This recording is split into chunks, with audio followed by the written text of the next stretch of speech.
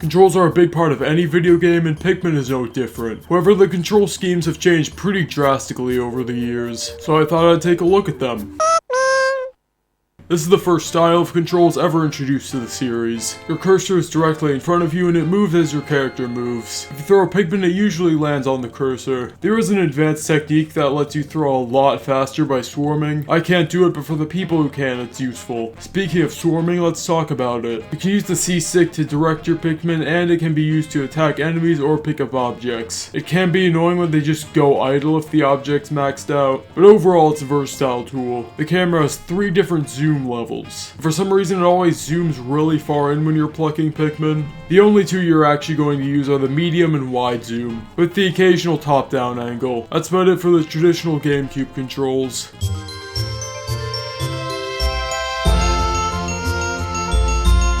So the Gamecube controls are functional. They weren't fantastic, but they're completely usable. The Wiimote controls, though, it's insane how much better these are. You can aim completely independently, and it's so much more precise. It's like playing a shooter on a mouse and keyboard compared to a controller. Granted, the GCN controls weren't that bad, but the Wii ones are such an astronomical improvement. It's so effortless in a good way. Sometimes with the Gamecube controls, you could have an FPS keyboard moment where you need to make 70 adjustments that all miss their mark and then finally aim at what you want. Again, here you just point.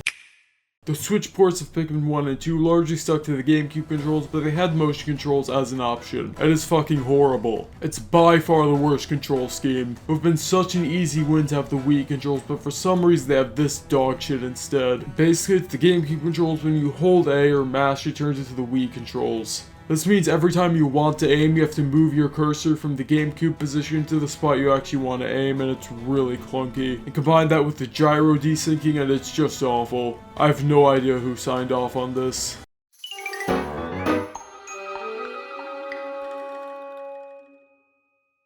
This is the controversial one in terms of controls. I mean that in both definitions. Let's rip the band-aid off and talk about auto lock on. Basically, it automatically locks onto whatever you're aiming at. The issue mechanically is that it's occasionally a little stiff. The issue pops up every once in a while and it's mildly irritating. The issue is that when you move the analog stick, you expect the game to react. And sometimes with auto lock on, it's stuck on one thing for a second, and that can make it a little annoying. The thing that confuses me most is that we already have lock-on, so why do we have 2 lock-ons? If auto-lock was more sensitive and more of an aim assist, I don't think anyone would complain about it, but that isn't my big issue with auto-lock-on. Mechanically, it's an aimbot that's occasionally irritating. That aimbot part is the issue. Auto-lock-on removes aiming, and aiming is a pretty big mechanic in Pikmin. I don't like that it removes an aspect of gameplay. I get Nintendo wanted something more newcomer-friendly than the Gamecube controls, but again, we already have normal lock-on. So just increase the sensitivity of auto-lock or something. I've been critical of it, but honestly, I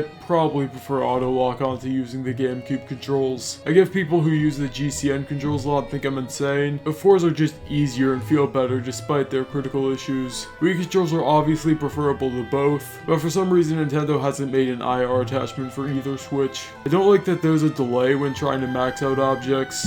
I liked it when I first played, but not as much now. I like to have a couple extra Pikmin on whatever I'm carrying. Again, this probably won't be an issue for most people, but I don't really like it. It's worse than auto-lock IMO. All of these issues could have been easily fixed by letting us disable them, or in auto-lock's case, change the sensitivity if they really don't want us to turn it off. I get why in, say, Mario Kart World, they don't want us to not play the intermissions because those took a lot of dev time, but these probably took a couple of days or weeks out of 10 years of development. I hope we get an option to turn them off in the Switch 2 edition that is 100% confirmed. Like and subscribe if you enjoyed. This is a shorter video because most of my Pikmin ideas require a lot of Pikmin 4 footage, and I'm working on a big project so I can't replay a 40-hour game. Feel free to drop some shorter video ideas in the comments if you have them. That's all. Bye.